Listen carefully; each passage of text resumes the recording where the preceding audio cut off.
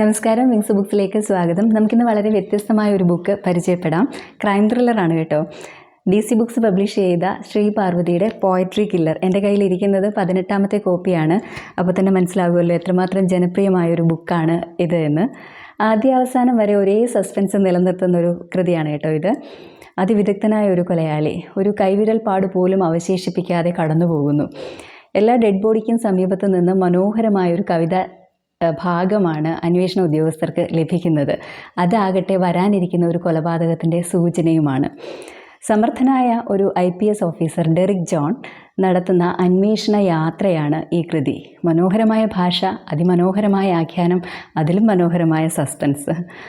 നമ്മൾ ഒരിക്കലും വിചാരിക്കാത്ത ഒരാളിലേക്കാണ് കഥ അവസാനിക്കുന്നത്. കൊലപാതകി അയാളാണെന്ന് നമ്മൾ സ്വപ്നത്തിൽ പോലും വിചാരിക്കത്തേയില്ല. പ്രിയങ്കരനായ കവി ജെയിംസ് ഡാനിയൽ, അതേപോലെ നോവലിസ്റ്റായ ഭാസി, വ്യവസായ പ്രമുഖനും ടൂറിസ്റ്റ് ഹോം ഉടമയുമായ കബീർ ഹുസൈൻ, യുവകവി അരുൺ ദാസ്, അതേപോലെ വീണാനാഥ്. അവരൊരു ടെക്സ്റ്റൈൽ ഷോപ്പിലെ സെയിൽസ് ഗേളാണ് കേട്ടോ. ഈ പറയുന്ന 5 പേരും മരണപ്പെട്ട് പോകുന്നത് ഉള്ളിൽ പൊട്ടാസ്യം സയനൈഡ് എന്ന് പറയുന്ന അതിമാരകമായ വിഷവസ്തു എത്തിച്ചേരുന്നത് മൂലമാണ്.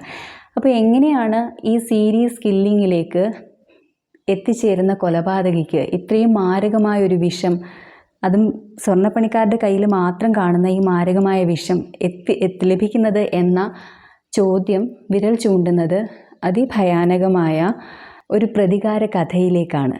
ആ കഥയാണ് ഈ ബുക്ക് പറയുന്നത്. അതേപോലെ മനോഹരമായൊരു പ്രണയം ഒളിപ്പിച്ചു വെക്കാനും ശ്രീ പാർവതി മറന്നിട്ടില്ല കേട്ടോ. മനോഹരം എന്ന് പറഞ്ഞാൽ അത്രമാത്രം മനോഹരമായൊരു പ്രണയം.